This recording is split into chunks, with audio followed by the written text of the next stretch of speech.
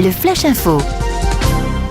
Et à la une de cette édition, un drame qui s'est produit hier en milieu d'après-midi à Granville. Pour une raison encore indéterminée, une voiture est tombée dans l'avant-port.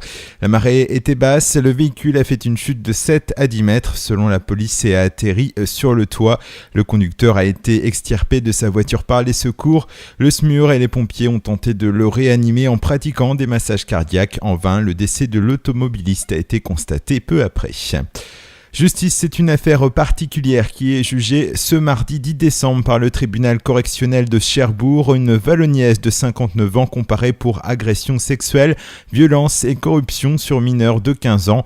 La victime est son petit-fils âgé de 12 ans au moment des faits qui se sont déroulés entre septembre 2009 et avril 2010. La prévenue encourt jusqu'à 10 ans de prison. Le froid persiste ce mardi. En prévision des gelées nocturnes, hier plusieurs axes ont été salés par la direction des routes du nord-ouest. Côté météo, le ciel reste clair ou peu nuageux, ce qui entraîne une baisse sensible des températures dans l'intérieur où les gelées sont à nouveau fréquentes. Quelques brumes ou des paquets de nuages bas peuvent aussi se former par endroits, plus probablement vers le Cotentin. Dans la journée, il devrait faire froid et ensoleillé. Fait divers, dimanche soir, un homme a chuté de son scooter sur la RD 175 au niveau de la commune du Val-Saint-Père. L'homme âgé de 29 ans demeurant à Ducé, grièvement blessé, a été transporté à l'hôpital d'Avranches avant d'être conduit au CHU de Caen.